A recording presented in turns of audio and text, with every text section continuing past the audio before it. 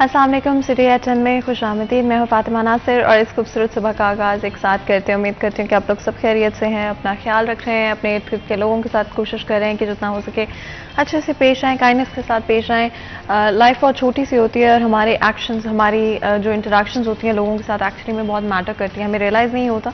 But हम हमेशा जब भी किसी के साथ इंटरेक्ट कर रहे होते हैं तो एक्चुअली में ना सिर्फ हम उनके ऊपर एक इम्पैक्ट हमारा हो रहा होता है, बल्कि ओवरऑल सोसाइटी में किस तरह से चीज़ें चलेंगी उस पर भी हमारा बहुत बड़ा इम्पैक्ट होता है। इसलिए हमेशा इससे पहले कि आप सोसाइटी की बुराई करें या लोगों की बुराई करें, हमेशा ये चीज़ सोचें कि क्या आप में वो बुराइयां मौजूद हैं, क्या आप में वो जो भी हैबिट्स हैं, जो भी आदतें हैं जो कि नेगेटिव प्रूव हो सकती हैं, या आप सोसाइटी के बारे में कंप्लेन करते हैं, क्या आप वो खुद भी करते हैं। और अगर आप करते हैं, अगर उसका जवाब हाँ है, तो किसी और को क्रिटिसाइज़ करने से पहले अपने आप को बेहतर करने की कोशिश करें कि as an individual, as a person कभी भी आपकी ग्रोथ रुके नहीं। ज़िंदगी में आप चाहे जितना भी आगे पहुंच जाए, हमेशा याद रखें कि अपने आप को बेहतर करना नहीं छोड़ना चाहिए, कभी भी नई चीज़ें सीखने से कतराना नहीं चाहिए। और जब तक हम ये सीखने का अमल जारी रखेंगे, हमारा माशरा, हमारी सोसाइटी बेहतर होती रहेगी, इम्प्रूव होती रहेगी। अगर हम अपने फ्यूचर की बात करते हैं, पाकिस्तान के फ्यूचर की बात करते हैं, तो ज़रूरी है कि हमारे जो नेक्स्ट जनरेशन है उसके लिए ना सिर्फ हम एक अच्छे एग्जाम्पल सेट करें, बल्कि उनको एक अच्छा प्लेटफॉर्म दें, एक ऐसी इन्वायरमेंट दें, एक ऐसा माशरा दें जो कि उनको रोकेगा नहीं बल्कि उनको आगे बढ़ने में मदद करेगा। और इसलिए ज़रूरी है अपने आप को बेहतर करें और करते रहें, कभी भी रुके नहीं इस प्रोसेस के अंदर। आपको पता है हमारी हमेशा कोशिश रहती है कि फैसलाबाद शहर के हवाले से इंपॉर्टेंट इश्यूज़ को लेकर बात करें, लेकिन फैसलाबाद शहर के टैलेंट को आगे लेकर आना भी बहुत इंपॉर्टेंट है। जिस तरह मैं बात करी थी कि जो हमारी फ्यूचर जनरेशन है उनके लिए एक अच्छी एग्जांपल सेट करना, एक अच्छा प्लेटफॉर्म देना उनको बहुत इंपॉर्टेंट है। At the end of the day आप बच्चों को एक अच्छा प्लेटफॉर्म दे सकते हैं, वालिदैन बच्चों को वो सारी अपॉर्चुनिटीज़ दे सकते हैं जो कि शायद उनको ना मिली हों, जो कि उनके लिए, उनकी ग्रोथ के लिए, उनकी एजुकेशन के लिए उनको दी जा सकती हैं। At the end of the day उसके साथ आप क्या करते हैं ये मुकम्मल तौर पर आपके ऊपर डिपेंड करता है, बच्चों के ऊपर डिपेंड करता है। लेकिन कुछ बच्चे ऑफ कोर्स जब कोई एग्जांपल सेट करते हैं, जब अच्छा परफॉर्म करते हैं, तो हमारा काम है आप लोगों के सामने उनको लेकर आना, एक अच्छी एग्जांपल आपके सामने लेकर आना, और जितना हो सके ना सिर्फ ये हाईलाइट करना कि कितना इम्पॉर्टेंट है कि आप अपने पैशंस को लेके परस्यू करें, अपने टैलेंट्स के बारे में बात करें। और हमेशा मैं देखती हूँ कि लोग जो अचीव करते हैं चीज़ें, वो कतराते हैं उसको शेयर करने से, और at the end of the day मुझे लगता है हम्बल भी होना चाहिए, बट ऑल्सो अपनी अचीवमेंट्स को एम्ब्रेस करना चाहिए। हो सकता है कि आपकी अचीवमेंट से कोई और इंस्पायर हो जाए और उसको लगे कि शायद मैं भी कर सकता हूँ या कर सकती हूँ, और वो भी अपने गोल्स को अचीव कर पाएँ। आज हमारे साथ दो बहुत ही खास मेहमान मौजूद होंगे जो कि ऑफ कोर्स हमारी कोशिश होगी डिफरेंट एस्पेक्ट्स को कवर करें, लेकिन ये चीज़ हाईलाइट जैसे मैं कह रही हूँ कि अपनी अचीवमेंट्स को एम्ब्रेस करना सबसे ज़्यादा इंपॉर्टेंट है। तो जिससे पहले हमारे साथ मोहम्मद आतिफ किसाना साहब मौजूद हैं, principal Shipley school and college हैं। आपको वेलकम करते हैं शो में, बहुत बहुत शुक्रिया हमारे लिए, हमारे शो के लिए वक्त निकालने के लिए। इसी के साथ मोहम्मद ज़ैद तारिक भी हमारे साथ मौजूद हैं, टॉपर है फैसलाबाद बोर्ड में, तीसरी पोजीशन हासिल की है आपने। और ये भी मैं आपसे पूछती चलूँ कि 1093, अच्छा मैं करेक्ट कर दूँ अपने आप को, ये आपने पंजाब के अंदर तीसरी पोजीशन हासिल की है मास्टर्स के साथ, और बहुत बहुत मुबारक हो आपको ज़ैद, आपने 1093 नंबर्स हासिल किए हैं। और मैं बल्कि ज़ैद से शो शुरू होने से पहले पूछ भी रही थी कि कैसे पढ़ाई कर लेते हैं आप इतनी, और आई डू बिलीव ये अल्लाह की तरफ से भी होता है, और आपकी अपनी मेहनत, आपकी लगन, आपका हार्ड वर्क भी होता है। एक दफ़ा फिर मैं आपको बहुत बहुत मुबारकबाद कहना चाहती हूँ। गुफ्तगू का आगाज़ करते हैं मोहम्मद आतिफ साहब, थोड़ा सा बताइएगा, बच्चों को जब अचीव करते हुए देखते हैं, बच्चों को जब आगे आते हुए देखते हैं, कितना अच्छा लगता है, कितना फ़ख्र महसूस होता है? सबसे पहले मैं सिटी 41 को शुक्रिया अदा करना चाहता हूँ, तो आज उन्होंने हमें मौका दिया। वो फैसलाबाद बोर्ड में हमारा जो बेटा है इसने फर्स्ट पोजीशन हासिल हुई है, और ओवरऑल पंजाब में जो है इसकी थर्ड पोजीशन है। तो ऐसे बच्चों को सामने लाना, उनकी जो एफर्ट्स है उनको हाईलाइट करना हमारे टीचर्स की, हमारी मीडिया की, या हमारे सीनियर्स की रिस्पॉन्सिबिलिटी है। इस वाले से मैं आप सबको बहुत ज़्यादा मशहूर हूँ। मैं अब आप बच्चों की तरफ आता हूँ, और मैं समझता हूँ कि एक वालिद या उस्ताद, वो भी रूहानी बाप होता है, उसके लिए इससे ज़्यादा खुशी की बात, इससे ज़्यादा ऑनर की बात नहीं होती जब वो उसका अपना बेटा या उसका स्टूडेंट जो है कोई जो है मुआशरे में मुकाम हासिल करता है। आज हमारे लिए, हमारे गोजरा शहर के लिए ऑनर है, ज़ैद तारक की मेहनत, अल्लाह ताला की रहमत, इस इस्तिज़ा की बदौलत जो है आज हम इधर बैठे हैं और हम फ़ख्र महसूस करते हैं कि अल्लाह ताला ने शिबली स्कूल्स और कॉलेजेस को ऑनर दी है और इस बेटे ने जो है अपने वालिदैन व अपने इस्तिज़ा व अपने अदारे का नाम रोशन किया है। हमारी दुआ है कि अल्लाह ताला इसको इसी तरह कामयाबियाँ दे। हम अपने तौर पर इसको जो भी मैक्सिमम गाइडलाइंस हैं वो इंशाल्लाह देते रहेंगे। इसको इस्तिज़ा की बहुत ज़्यादा जो है इसमें मेहनत है, इसकी मेहनत है और सबसे पहले इस वालिदैन और अल्लाह ताला की रहमत है इसमें, और हमारे लिए ये ऑनर है कि आज ये इस मुकाम पर पहुँचा है। अल्लाह ताला इसको मुस्तक़बिल में कामयाबी। आमीन आमीन। और आपने बिल्कुल सही कहा कि वालिदैन और उस्ताद आई थिंक सबसे ज़्यादा इंपॉर्टेंट रोल प्ले करते हैं किसी भी बच्चे की ज़िंदगी में, किसी भी बच्चे की आने वाले फ्यूचर में वो क्या टर्न आउट करते हैं। आई थिंक सबसे ज़्यादा इंपॉर्टेंट किरदार माँ बाप के बाद, वालिदैन के बाद टीचर्स का होता है। और कई दफ़ा एक्चुअली में क्योंकि इतना वक्त उस्ताद के साथ गुजारते हैं कि उस्ताद का इम्पैक्ट और इन्फ्लुएंस बच्चे के ऊपर वालिदैन से भी ज़्यादा कई दफ़ा होती है। ज़ैद, आप बताओ आपका कैसा महसूस कर रहे हो? और जैसे मैंने कहा कि आई थिंक हम्बल होना भी बहुत ज़रूरी है, बट जब कोई आके मुबारकबाद देता है तो अजीब लगता है कि अच्छा नहीं, सबसे पहले तो अल्लाह पाक का करम है। अल्लाह ताला की इतनी नवाजिश है, उसने इतनी रहमत की, इतना करम किया है। उसके बाद अगर मैं कहना चाहूँ तो मेरे वालिदैन की बहुत काबिशें इसमें शामिल हैं। मेरे वालिदैन ने मुझे बहुत सपोर्ट किया है। इसके बाद मैं शिबली स्कूल ऑफ स्टाफ हो उसका शुक्रगुजार हूँ जिन्होंने मुझे इतना गाइडलाइन अच्छी की है मुझे। इसके बाद अगर मैं कहूँ फिर मेरी मेहनत शामिल है, मेरे पेरेंट्स की दुआएं इसमें शामिल है। अगर मैं चाहता था कि उनकी आंखों में ये चमक देखूँ जो मुझे मैंने कल देखी अपना नतीजा सुनने के बाद। सबसे पहले किसे बताया? सबसे पहले मेरी मम्मा थी मेरे पास, मैंने उनको बताया तो शो नहीं हो रहा था रिजल्ट, किसी से पास हुआ मुझसे मुझे भेजा गया रिजल्ट। फिर मैंने मम्मा को बताया, मम्मा की मैंने जो खुशी चमक देखी आंखों में पहले कभी नहीं देखी थी मैंने। और जब अब्बू को बताया? पापा स्कूल ही थे, उनको पता था, उनको मुबारकबाद मिल गई थी। मैं मिल के आया था उनसे, उन्होंने मुझे काफ़ी अप्रिशिएट किया। वहीं भी वो तो मसरूफ़ थे ना, मुबारकबाद मिल रही थी काफ़ी थे इर्द गिर्द से, तो स्कूल गए, टीचर से मिले। मेरे खुद टीचर्स जो वाले साहब हैं, टीचर हैं, इंग्लिश टीचर हैं, काफ़ी सीनियर टीचर हैं, मुझे उन्होंने भी गाइडलाइन किया है। 9th 10th ये दोनों कोर्स 2 साल काफ़ी मेहनत हुई मेरे साथ। एक्सपेक्ट कर रहे थे या सरप्राइज थे? एक्सपेक्ट थी मुझे, मगर इतनी करम नहीं था कि अल्लाह ताला इतना करम कर देंगे। एक्सपेक्ट थी कि अच्छे मार्क्स आएंगे, 1080+ की तो उम्मीद थी पक्की इंशाल्लाह। कैसे आएंगे? अच्छा, और कैसे आपने स्पेशली जब तैयारी कर रहे होते हैं बच्चे, ये एग्ज़ाम देकर आते हैं तो परेशान भी होते हैं, थोड़ा स्ट्रेस भी होता है, टेंशन भी होता है, थोड़े डाउटफुल भी फील कर रहे थे? जी बिल्कुल। मैंने तो पेपरों में काफ़ी तंग किया अपने पेरेंट्स को। मैं तो कहता था पहले मैंने पेपर नहीं देना, मेरी काफ़ी तबीयत पेपरों के दौरान ख़राब हो गई थी। गालिबन वो चौथा पेपर था मेरा, तो मुझे लगा कि ख़त्म जो मेरी साल की पूरी मेहनत, मैं नहीं पेपर दूंगा, अब मैं सिलसिला मुनक़ता कर दूंगा स्टडी से।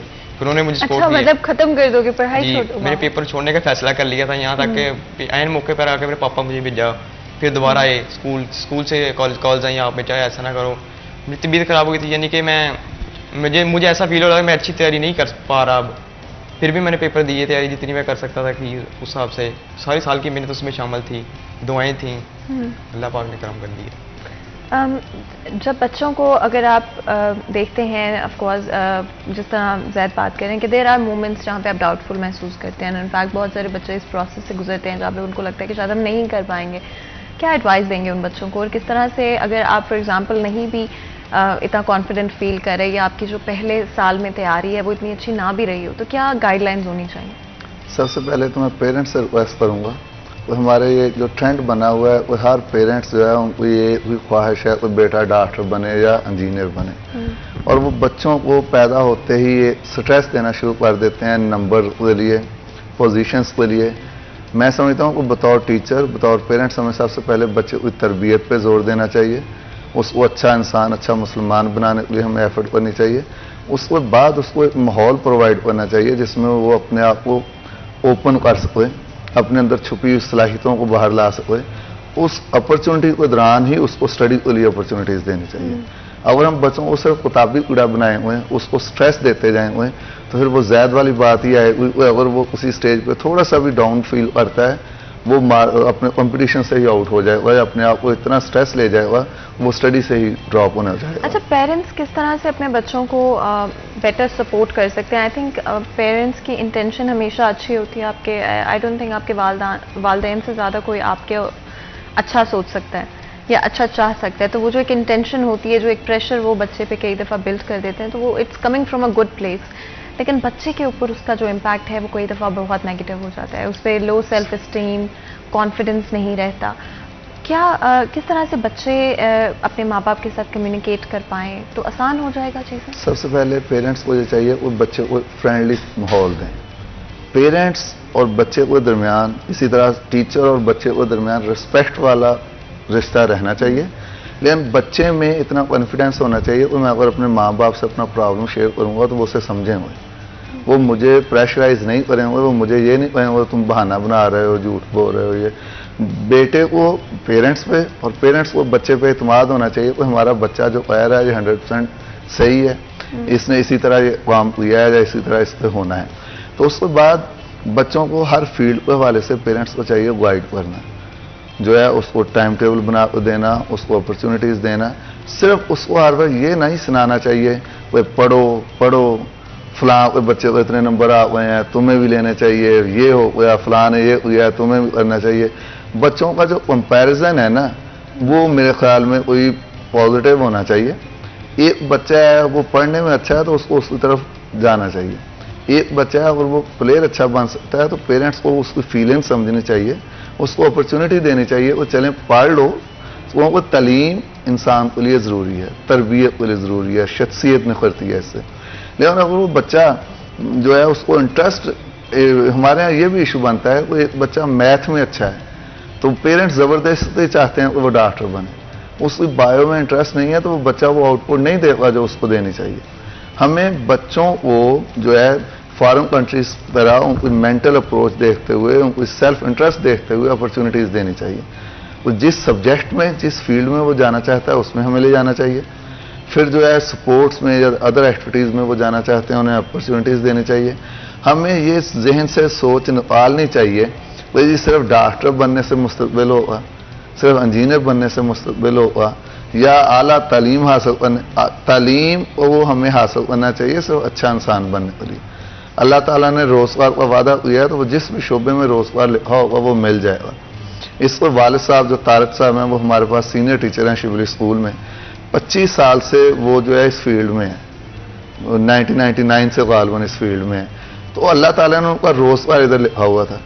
अब मैं समझता हूँ कि उन्होंने लोगों को, बच्चों को खुलूस नीयत से पढ़ाया तो आज उसका अजर अल्लाह ताला ने उनके बेटे हुई इस अचीवमेंट की सूरत में उन्हें दिया है। तो इसी तरह हमें बतौर पेरेंट्स ये सोचना चाहिए कि हम बच्चे को प्रेशराइज ना करें, उसको कॉन्फिडेंस दें, उसको सपोर्ट करें, जिस फील्ड में वो जाना चाहता है उसके बारे में उसको गाइड करें। तो ये इसकी पॉजिटिव चीज़ें हैं, ये नेगेटिव चीज़ें हैं, अब फैसला आपने करना है। तो इस हवाले से हम अल्हम्दुलिल्लाह शिवली स्कूल में जो है हमारे अब्दुल नबी साहब उधर प्रिंसिपल के तौर पर स्कूल साइड पर वर्क कर रहे हैं, इंचार्ज के तौर पर। वो उनको ज़िम्मे हैं कुछ बच्चों को अदबी तक़रीबात में पार्टिसिपेट कराएँ, वीकली ट्यूटोरियल का सिलसिला मैनेज होता है। हर बच्चे के लिए लाजमी है कि वो स्टेज पे आकर कुछ न कुछ बोले ताकि उस बच्चे के अंदर सेल्फ कॉन्फिडेंस डेवलप हो। मैं समझता हूँ कि सिर्फ किताबें पढ़ते रहना, सिर्फ रट्टा लगाते रहना वो बच्चे की शख्सियत को बगाड़ पैदा करता है, उसको इम्प्रूव नहीं करता। इस हवाले से गवर्नमेंट को भी ये चाहिए कि आजकल के दौर में जिस तरह सिर्फ बच्चे मोबाइल्स पे सारा टाइम, और इसमें ख़ास तौर पर वालिदैन से मेरी रिक्वेस्ट है तो छोटे बच्चों को मोबाइल्स को उतना पास ना जाने दें। हम बतौर पेरेंट्स अपने आप को रिलैक्स करने के लिए, कोई बच्चा बाहर ना जाए, ख़राब हो जाए, मुआशरे में जो है माहौल सही नहीं है, हम उसको मोबाइल देते हैं, वो मोबाइल को ऐसे यूटिलाइज करता है हम उसके ऊपर नज़र नहीं रखते।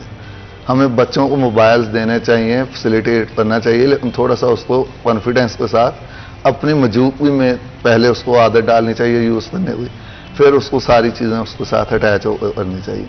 इस हवाले से जो है हम कोशिश करते हैं स्कूल में भी बच्चों को पॉजिटिव चीज़ें बताएं। अब स्पोर्ट्स के हवाले से बच्चों को मोटिवेट करें, क्योंकि मैं समझता हूँ कि सेहतमंद जिस्म के अंदर ही सेहतमंद दिमाग हो सकता है। अगर सिर्फ आप उसको एक ही टारगेट दें जी सिर्फ नंबर लेने हैं, बहुत सी मिसालें दुनिया में मौजूद हैं मेरे अपने शहर गोजरा से मिसालें मौजूद हैं। तो मैट्रिक में बच्चा बहुत एक्स्ट्रा ऑर्डिनरी नंबर लेता है, बहुत अच्छा रिजल्ट देता है, लेकिन वो प्रेशर बर्दाश्त नहीं कर पाता है एफएससी का, वो मेंटली डिस्टर्ब हो जाता है, वो एफएससी से वैसे आउट हो जाता है। अच्छा, ये आपने बड़ी इम्पोर्टेंट एक चीज़ हाईलाइट की है, because it does happen, specially अगर आप एक दफ़ा अच्छा परफॉर्म कर लेते हैं उसके बाद आपको आगे अच्छा परफॉर्म करते हुए वो प्रेशर की वजह से कई दफ़ा परफॉर्मेंस एंग्जाइटी हो जाती है, बच्चे परफॉर्म नहीं कर पाते। जब ब्रेक से वापस आएंगे तो मज़ीद गुफ्तगू करेंगे, कहीं मत जाएगा, हमारे साथ रहिए।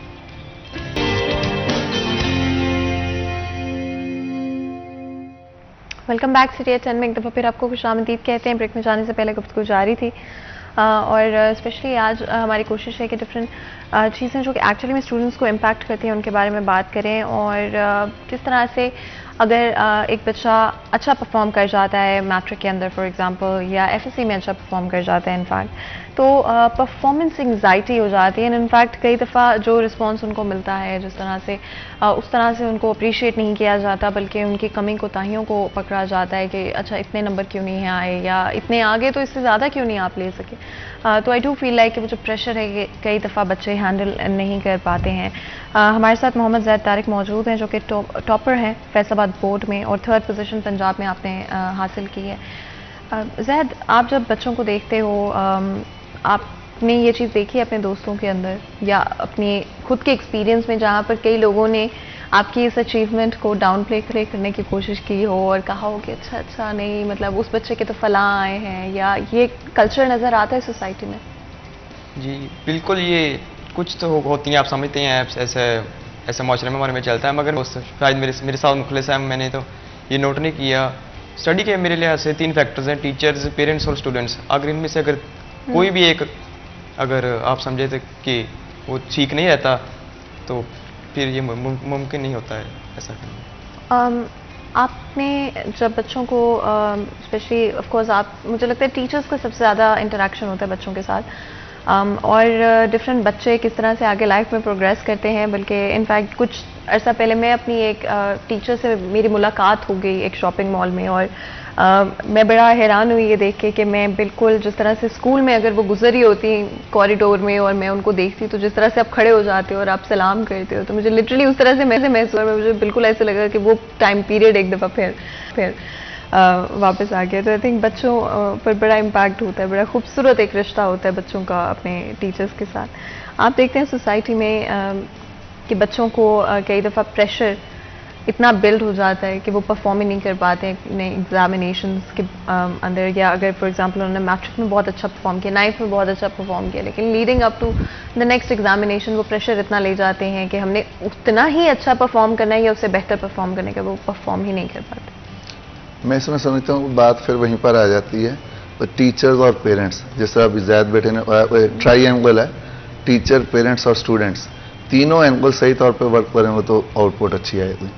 बार बार प्रेशर पे बात आती है तो हमारे यहाँ उसी बंदे को कामयाबी का म्यार उसके नंबर समझे जाते हैं।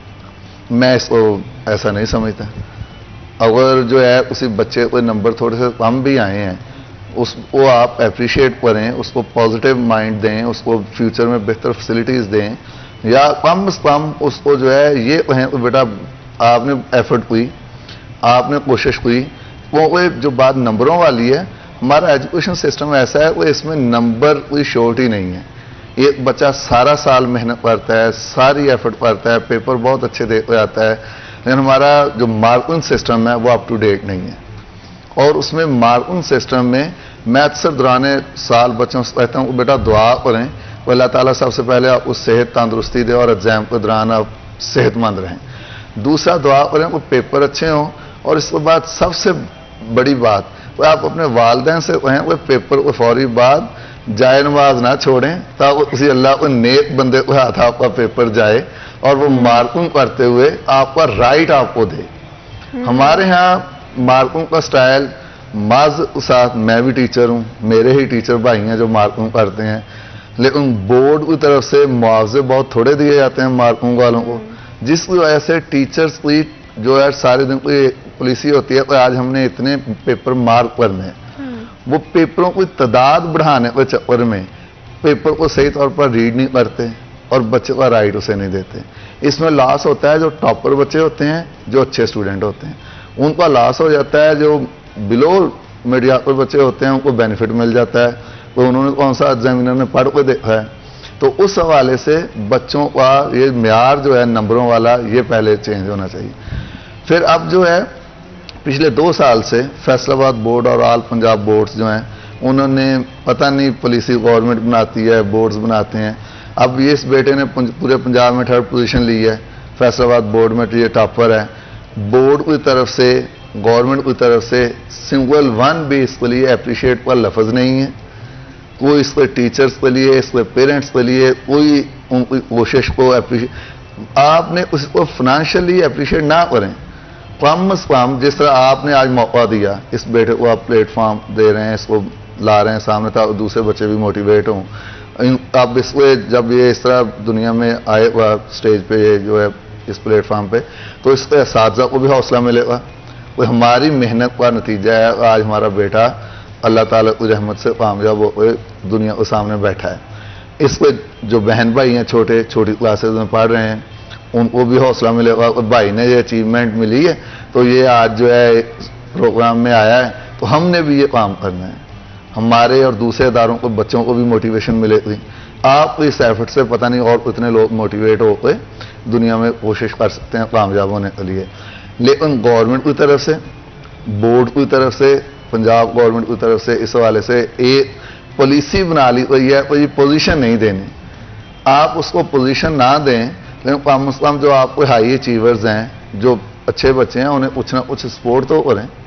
उनकी फ्यूचर एजुकेशन के लिए, उनके पेरेंट्स के लिए, उनके जो असातिज़ा हैं, जिनकी बच्चे की मेहनत के साथ साथ जिन टीचर्स की मेहनत है, उनको कोई कम से कम और नहीं तो कुछ अप्रिशिएट व लेटर।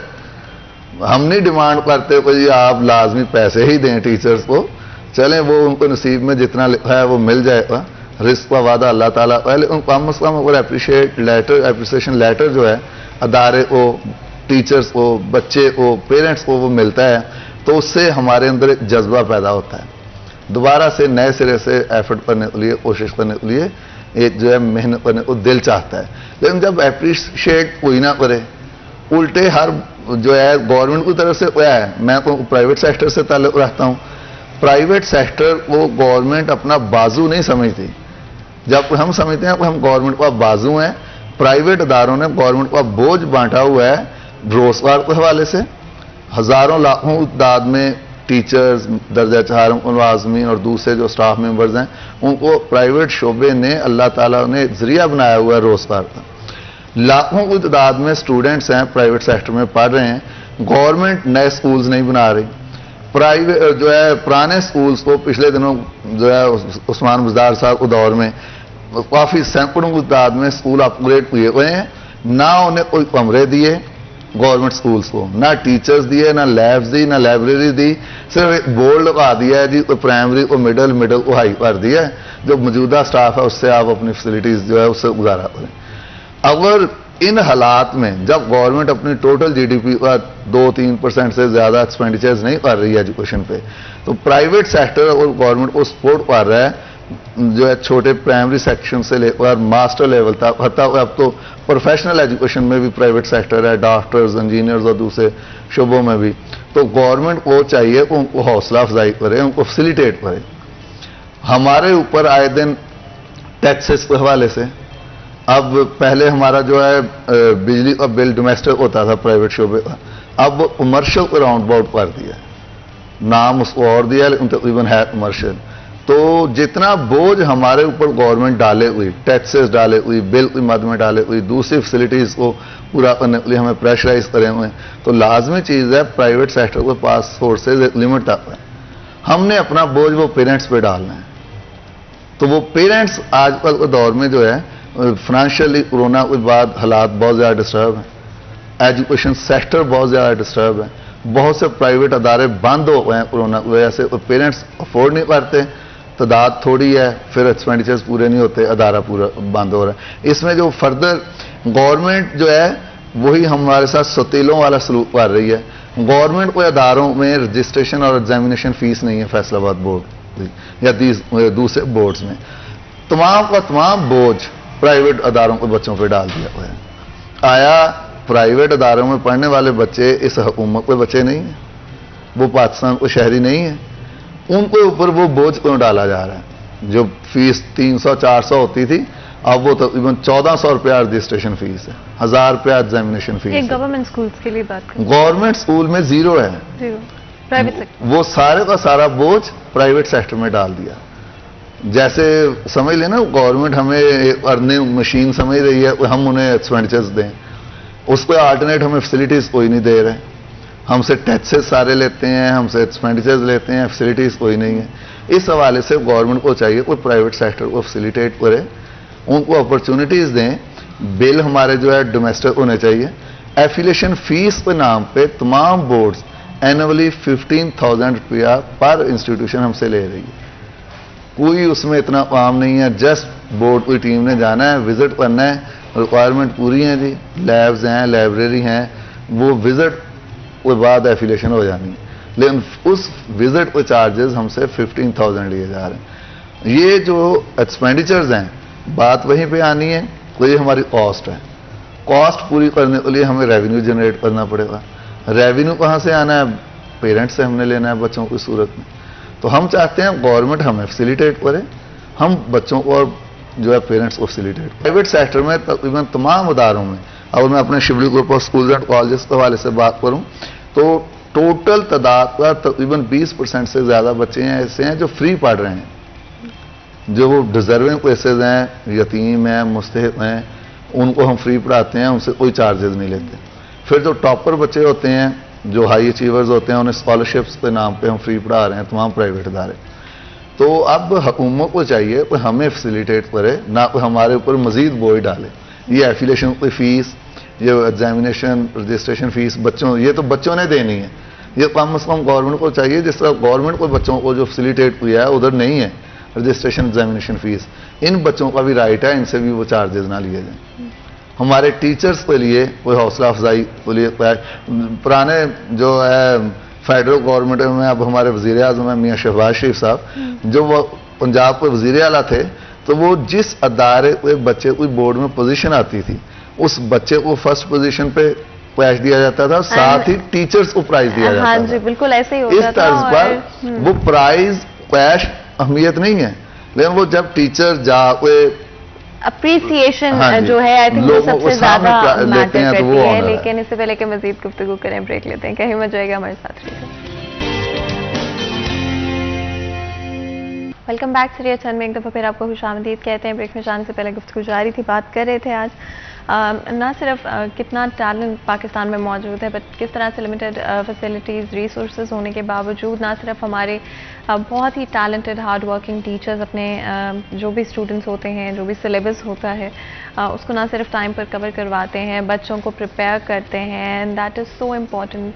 एंड आई थिंक ये जो रिश्ता होता है उस्ताद और स्टूडेंट के दरमियान, बड़ा खूबसूरत रिश्ता होता है। ये आपकी पूरी ज़िंदगी पर असरअंदाज होता है, किस तरह से आप टर्न आउट करते हो, आपकी मॉरल वैल्यूज़ क्या हैं, एथिकल वैल्यूज़ क्या हैं, आपके माशरे में आपका क्या किरदार है। And I think numbers matter करते हैं, तालीम बहुत इंपॉर्टेंट है, अचीवमेंट्स बहुत इंपॉर्टेंट है, हाईएस्ट मार्क्स लेना, लेकिन उसी के साथ तरबियत भी बहुत इंपॉर्टेंट है। और उस्ताद बहुत इंपॉर्टेंट रोल प्ले करते हैं बच्चे की तरबियत में, जितना वालिदैन करते हैं। तकरीबन अगर आप दिन का हिसाब लगाएं तो आपकी जो फर्स्ट आपका 10 ईयर्स 20 ईयर्स आपकी लाइफ के होते हैं, वो ऑलमोस्ट आपके आधा टाइम आपका अपने टीचर्स के साथ गुजरता है।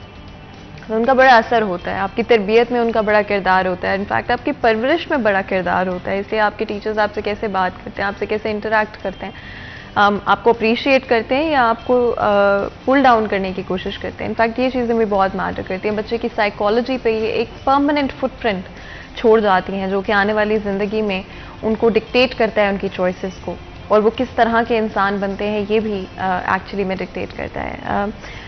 आपके एक्सपीरियंस में आपके लिए सबसे इम्प्रेशनेबल मोमेंट आपके टीचर के साथ क्या रहा है? और जब बच्चे थे या अगर अब की आप बात करते भी बच्चे हो तो, लेकिन कौन सा मोमेंट रहा है आपके लिए जो आपको लगता है कि आपने उससे बहुत सीखा, अपने किसी उस्ताद से, या कोई ऐसा लेसन सीखा जो आपको लगता है कि आपको पूरी ज़िंदगी काम आएगा? ये देखिए, टीचर माशरे का बड़ा अहम हिस्सा होते हैं, वही हमें बिल्ड करते हैं। वो teacher is a man maker, आप कह लें दूसरे वर्ड्स में। तो जो स्कूल लाइफ थी ये अब तो हमारी ख़त्म हो गई है। बहुत कुछ सीखा है आज। आज हमें पता लगता है उनकी अहमियत, आज हमें मालूम होती है क्या क्या सिखाया उन्होंने हमें।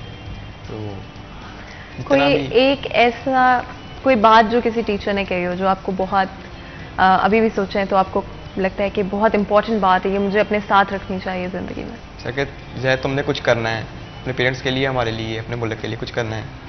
और आप उसको सीरियसली लेते हो, एज ए रिस्पॉन्सिबिलिटी लेते हो? जी, ये मेरा एम है। ये आपका एम है? क्या करना चाहते हो आगे जाके? मैं अपनी सबसे पहले अपनी मैं नेशन को सर्व करना चाहता हूँ। मैं बनना चाहता हूँ, मैं डॉक्टर बनूंगा, कार्डियो आप कह लें हार्ट स्पेशलिस्ट बनूंगा। हमारे एरिया में कोई ऐसी फैसिलिटीज़ नहीं है इस हवाले से, तो मेडिकल फैसिलिटीज़ नहीं, तो कार्डियोलॉजिस्ट बनना चाहते हो, कार्डियोलॉजिस्ट बनना चाहते हो। मुझे लगता है बच्चे सबसे अच्छी चीज़ बचपन की यही होती है कि आप ख्वाब देख सकते हैं। एंड आई थिंक जिस तरह से हम बात करते थे कि वालिदैन, वो जो ट्रायंगल, मुझे बड़ा अच्छा लगा ये आपने जो बात की कि जिस तरह से पेरेंट्स, उसमें टीचर्स एंड बच्चा, तीनों एक बड़ा इंपॉर्टेंट रोल प्ले करते हैं किसी भी ख्वाब को हकीकत बनाने में। जो लोग अभी भी हमारे सोसाइटी में इस तरह के मौजूद हैं जो बच्चों को कहते हैं कि तुम नहीं कर पाओगे, एंड कहते हैं बहुत सारे लोग आपको ऐसे, इवन टीचर्स बच्चों को कई दफ़ा डीमोरलाइज करते हुए नजर आएंगे, उनको पुल डाउन करते हुए नजर आएंगे, उनके अचीवमेंट्स को ये कंपैरिजन में इवन नजर आएंगे। तो क्या ये सही है? क्या ये बच्चों के लिए, उनके फ्यूचर के लिए सही है? उसमें मैं समझता हूँ कि मैं उसे टीचर ही नहीं मानता जो बच्चों को पुल डाउन करता है। नुक्ता नज़र में फ़र्क हो सकता है।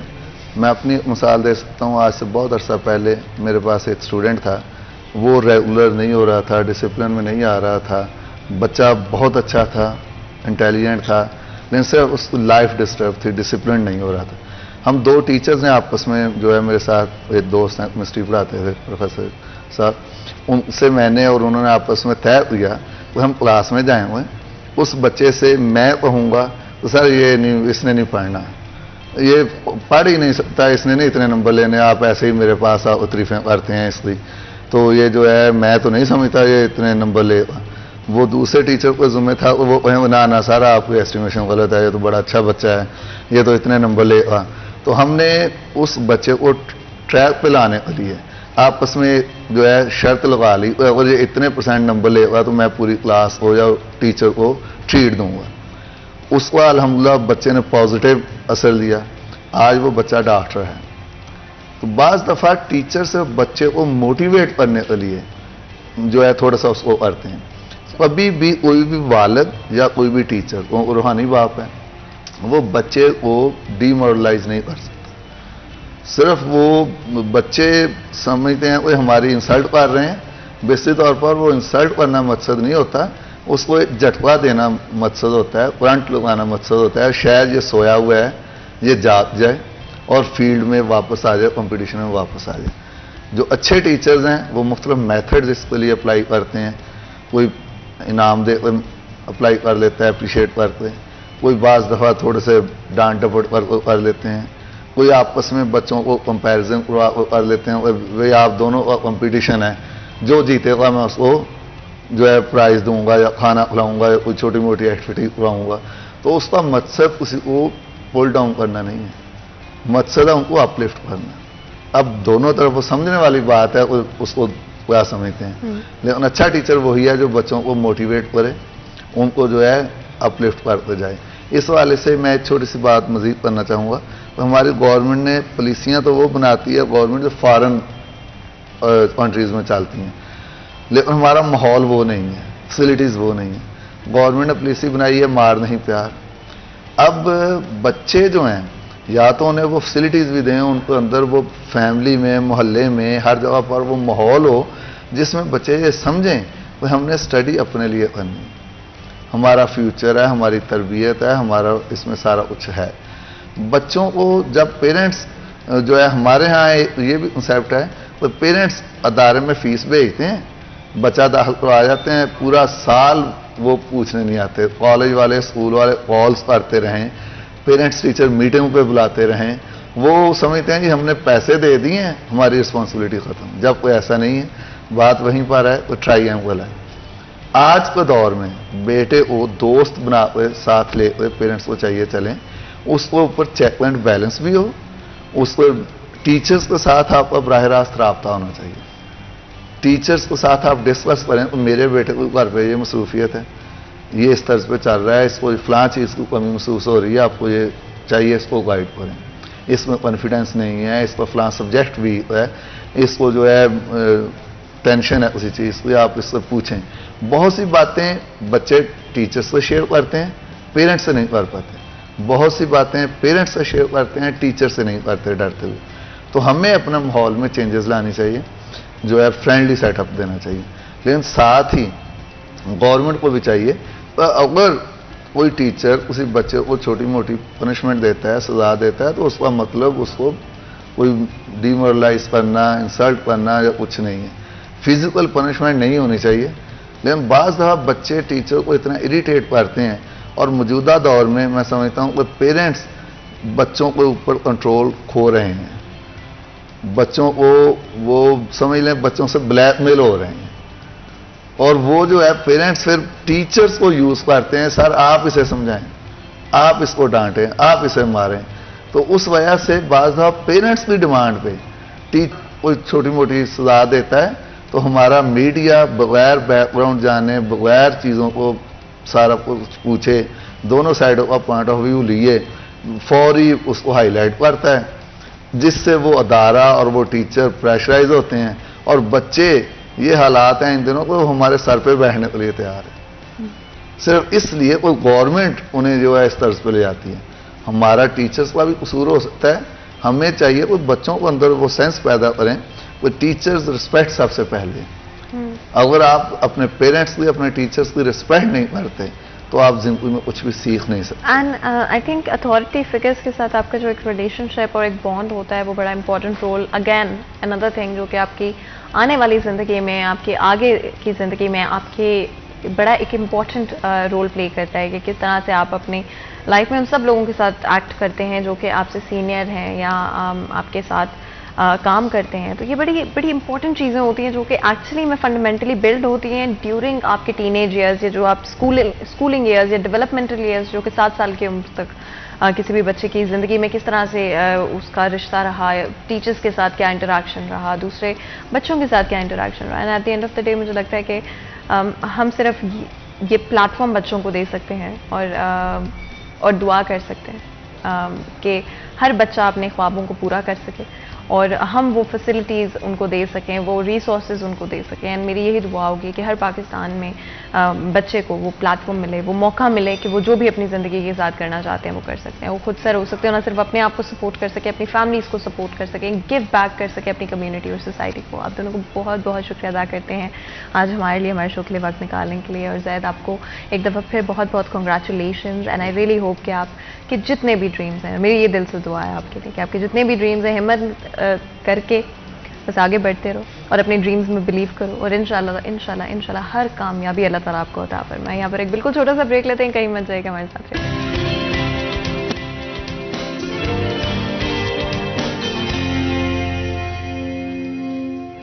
वेलकम बैक सीरिया 10 में एक दफ़ा फिर आपको खुशामदीद कहते हैं। ब्रेक में जाने से पहले गुफ्तगू जारी थी, आज हमारा फर्स्ट हाफ अकम्पलिशमेंट्स, अचीवमेंट्स के हवाले से था, और आगे चलते हुए भी कुछ अचीवमेंट्स के बारे में बात करेंगे। लेकिन ऑफ कोर्स जब भी हम बात करते हैं अपने फिज़िकल गोल्स की, एंड किस तरह से हम अपनी हेल्थ का बेटर तरीके से ख्याल रख सकते हैं अपने, चाहे वो वेट लॉस के हवाले से हो या मेंटेनेंस के हवाले से, because I think weight lose करना भाई बहुत मुश्किल काम है, लेकिन वेट मेंटेन करना भी बड़ा मुश्किल काम है, और काफ़ी सारी डिफरेंट चीज़ें एंड एस्पेक्ट्स इसमें जाती हैं। At the end of the day मैं यहाँ पे ये भी मेंशन करना चाहती हूँ कि हमेशा याद रखें कि अल्लाह ताला ने हम सबको परफेक्ट बनाया। अल्लाह ताला की कोई भी बनाई हुई चीज़ मैं नहीं मानती कि वो परफेक्ट नहीं हो सकती। तो मुझे लगता है कि हर चीज़ जो अल्लाह ताला ने बनाई है वो एब्सोल्युटली परफेक्ट है, और उसमें हम इंसान हैं इसलिए हम हमेशा अपने अंदर खामियां ढूंढते रहते हैं और निकालने देते हैं, लेकिन ये हमारी जो सेहत है वो अल्लाह ताला की सबसे बड़ी नेमत है। तो चाहे वो आपको लगता है कि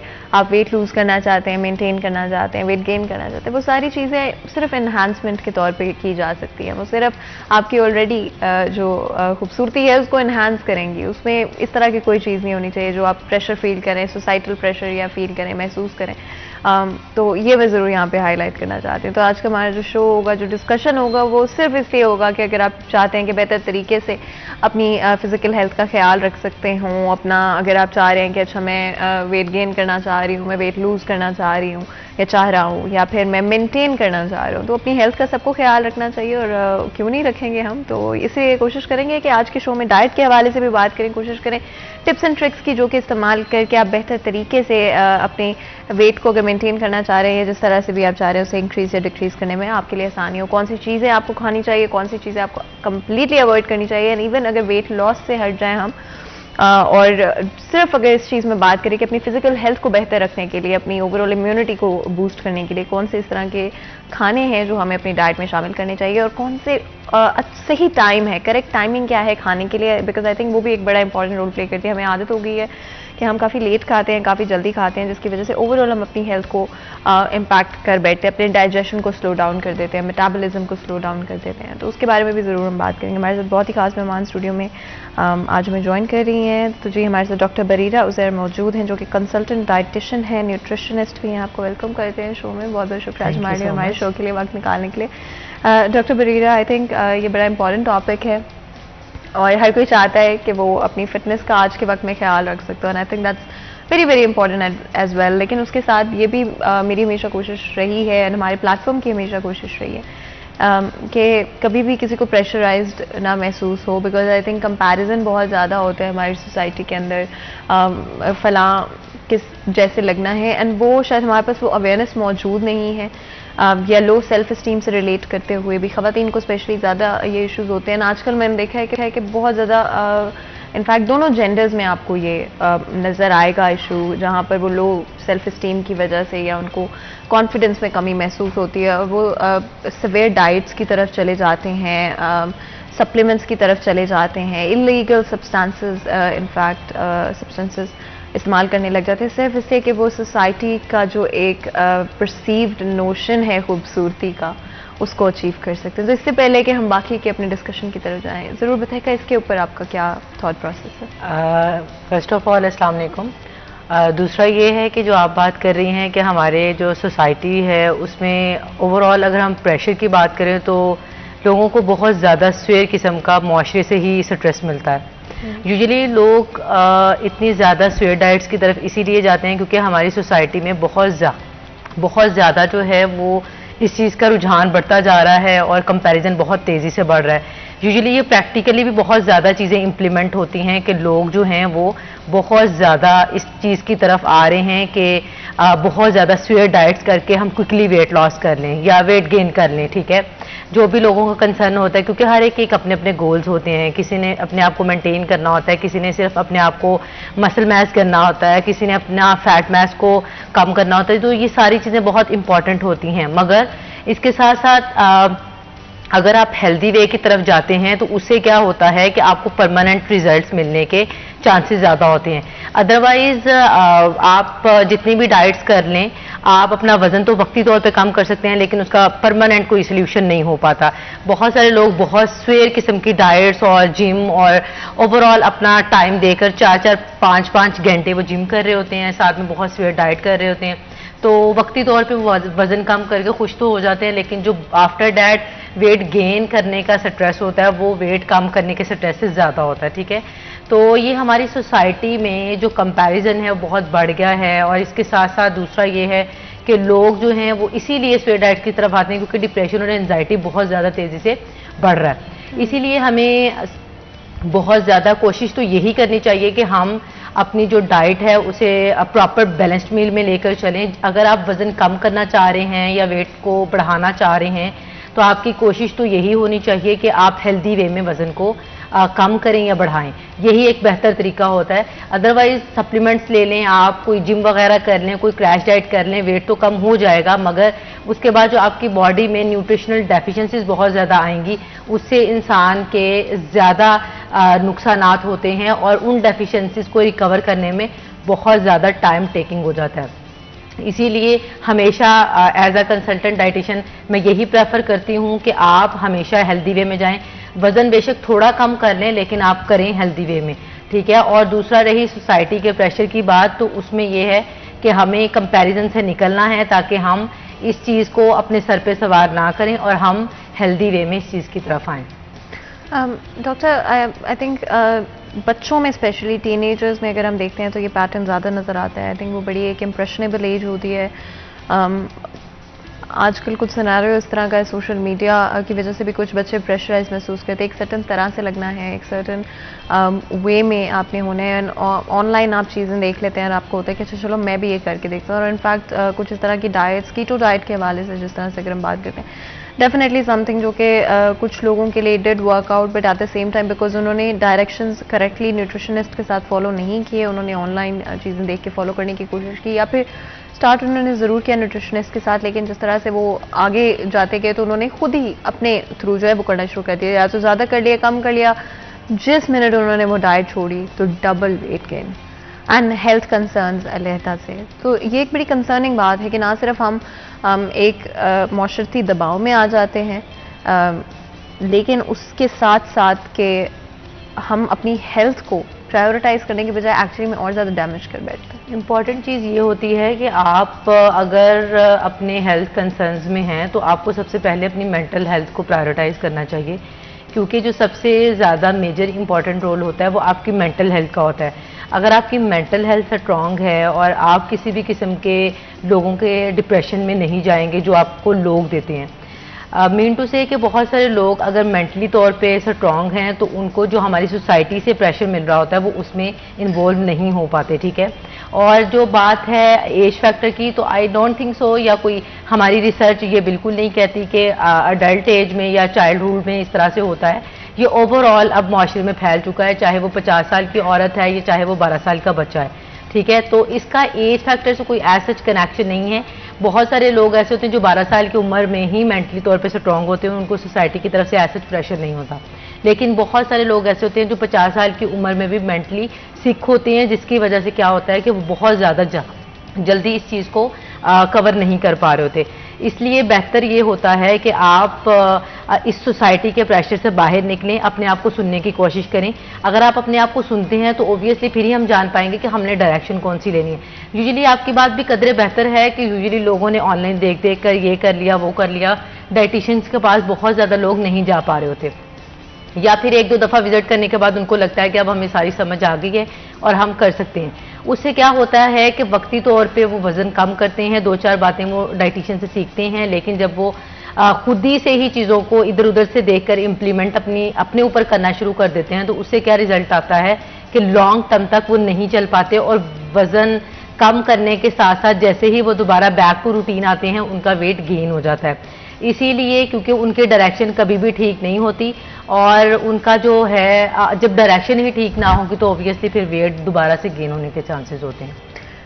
जब भी हम मेंटेनेंस की बात करते हैं, आई थिंक वेट गेन या लूज करना ऑफ कोर्स बड़ा इंपॉर्टेंट होता है, मेंटेन करना भी एक इम्पॉर्टेंट, सबसे ज़्यादा इंपॉर्टेंट चीज़ मेंटेन ही है। वेट तो हर शख्स कम कर लेता है, वेट का तो कोई इशू नहीं है, उसको मेंटेन करना सबसे इंपॉर्टेंट चीज़ यही है कि आप अपने वजन को कैसे मेंटेन करते हैं और आप कितनी देर तक अपने वजन पर रह सकते हैं, यही सबसे इम्पॉर्टेंट है। और ये तभी हो पाता है जब आपने अपना वेट लॉस या वेट गेन हेल्दी वे में किया हो, तभी हम अपने वेट को मेंटेन कर पाते हैं, अदरवाइज हम अपने वेट को मेंटेन नहीं कर पाते। बहुत ज़्यादा लोग ऐसे होते हैं जो साल ही डाइट पर रहते हैं, साल। बहुत सारे मरीजों से मुझे ये सुनने को मिलता है कि हमने ज़िंदगी में कभी पेट भर के खाना नहीं खाया, क्योंकि उनको ऐसे ही लगता है कि हम 2 नवाले खाएंगे तो हमारा वज़न बहुत तेज़ी से बढ़ जाएगा। इसमें आपका जो है बहुत ज़्यादा रोल आपकी मेंटल स्ट्रैटेजीज भी होती हैं। आप जैसे चीज़ों को अपने जहन के साथ कनेक्टेड कर रहे होते हैं वैसे आपकी बॉडी रिस्पॉन्स करती है। फॉर एग्जाम्पल, अगर आपको ये लग रहा है कि रोटी मुझे लग जाएगी तो ऑब्वियसली लगेगी, क्योंकि आपका माइंड इस चीज़ को पकड़ रहा है। आपका जो बॉडी है वो बहुत ज़्यादा एक्टिव है, वो आपकी हर बात, और आपका जो माइंड है वो आपकी हर बात को पिक करता है। लाइक आप कुछ भी खा रहे हैं, आपको इतना गिल्ट होता है, वो गिल्ट आपका वेट बढ़ाने में मदद करता है, ठीक है। बेशक खाना पीना इतना आपका वेट गेन ना करे जितना आपका अभी फिलहाल ये है कि आपको जो मेंटली तौर पे सिकनेस है या आप मेंटली तौर पे कोई चीज़ खा गिल्ट में चले जाते हैं। बहुत सारे लोगों को इतना ज़्यादा स्वे किस्म का गिल्ट हो जाता है कि वो वॉमिटिंग कर करके अपने अंदर से बाहर निकाल रहे होते हैं, या किसी भी किस्म के लेग्जेटिव यूज़ कर रहे होते हैं ताकि हम जो खा रहे हैं वो बाहर निकल आए। इतना ज़्यादा लोगों को गिल्ट होना शुरू हो जाता है। ऑफ कोर्स ये मैं मेंशन करना चाहती हूँ कि ये कुछ चीज़ें जो हम डिस्कस कर रहे हैं हो सकता है कुछ लोगों के लिए थोड़ी सेंसिटिव हों या इम्प्रेशनेबल भी हों, स्पेशली बच्चों के लिए, तो ये यहाँ पे मैं ज़रूर कहना चाहती हूँ। इसके अलावा भी कुछ इस तरह की, जिस तरह आपने लैक्सेटिव्स की बात की, उसके अलावा भी कुछ इस तरह की चीज़ें या तरीके लोग इस्तेमाल करते हैं जो कि एक्चुअली में आपके लिए लॉन्ग टर्म बहुत हार्मफुल साबित हो सकते हैं। इनफैक्ट कुछ डिसऑर्डर्स भी, कुछ डिसऑर्डर्स भी इसमें आ जाते हैं, ईटिंग डिसऑर्डर्स उन्हें कहते हैं। और उन ईटिंग डिसऑर्डर्स में भी लोग इसीलिए मुब्तला होते हैं ज़्यादातर क्योंकि वो गिल्ट और कंपैरिजन की दुनिया में बहुत ज़्यादा रहते हैं, और फिर आफ्टर ऑल ये रिजल्ट्स आते हैं कि बहुत ज़्यादा ईटिंग डिसऑर्डर्स में चले जाते हैं, जिसके बाद उनकी रिकवरी बहुत टफ हो जाती है। इसीलिए सजेशन ये दी जाती है कि आप खुद ही से ही चीज़ों को अपने ऊपर इम्प्लीमेंट ना कीजिए, जब भी करें किसी से पूछ के करें जो कि आप इस चीज़ का एक्सपर्ट हो, ताकि आपको राइट डायरेक्शन मिले। और राइट डायरेक्शन जब आपको मिलती रहेगी तो उससे क्या होगा कि आप अच्छे तरीके से अपना वेट कम और वेट ज़्यादा कर लेंगे, और उसके बाद जो आपका एक्सपर्ट है जिससे आपने चीज़ें ली हैं वो आपको प्रॉपर मेंटेन का भी तरीका बताए। मेंटेन करने में यही सबसे इम्पॉर्टेंट चीज़ होती है जो कि मैं हमेशा कहती हूँ अपने क्लाइंट्स को भी, कि अगर आप वजन कम कर रहे हैं तो ये बहुत बड़ा चैलेंज नहीं है। इंपॉर्टेंट चीज़ यही है कि हमने उसे वेट को मेंटेन करना है, और वेट को मेंटेन करने के लिए हमें प्रॉपर बैलेंस्ड मील की तरफ आना पड़ता है। और अगर हम प्रॉपर बैलेंस्ड मील से ही वेट कम कर लेते हैं तो उससे क्या होता है कि हमारा वेट गेन होने की चांसेस नहीं होते। तो 2-4 बातें इंपॉर्टेंट हैं आपके डेली रूटीन में जो कि आपके वेट को मेंटेन करने में काफ़ी हेल्प आउट करती हैं। पहली चीज़ ये है कि आप 3-3 घंटे के वक्फे से खाएं। हमारा बहुत ज़्यादा ये भी होता है कि हम एक दफ़ा खाना खा लेते हैं रच के और उसके बाद काफ़ी घंटे हम भूखे रहते हैं। यूँ समझ लें कि हम इंटरमीडिएट फास्टिंग की तरफ भी जाते हैं, थोड़े घंटे खा लिया और फिर बाकी घंटे हम भूखे रहते हैं। इसको यूजुअली लोग इंटरमीडिएट फास्टिंग कहते हैं। ये बेहतर तो है किसी हद तक, लेकिन अगर आप प्रॉपर बैलेंस्ड मील में जा रहे हैं तो वो ज़्यादा बेटर ऑप्शन होता है। तो करना ये होता है वेट मेंटेन में कि आपने अपने 3 मेजर मील्स लेने होते हैं और 3 आपने अपने स्नैक्स मील लेने होते हैं, ठीक है। और 3 मेजर मील जो हैं वो आपके लिए बहुत इंपॉर्टेंट रोल प्ले करते हैं। आपका नाश्ता, आपका लंच और आपका डिनर, इसके दौरान 3 आपने स्नैक्स मील लेने होते हैं।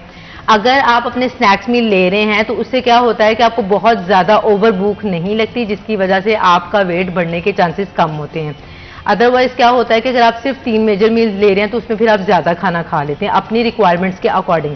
हर इंसान की जो बॉडी की रिक्वायरमेंट्स होती हैं वो टोटली डिफरेंट होती हैं, उसकी एज, उसकी हाइट, उसके जेंडर के अकॉर्डिंग, उसके एक्टिविटी लाइफस्टाइल के अकॉर्डिंग, ठीक है। जो भी उसका लाइफस्टाइल है उसके अकॉर्डिंग ही उसकी जो है वो रिक्वायरमेंट्स एडजस्ट की जाती हैं।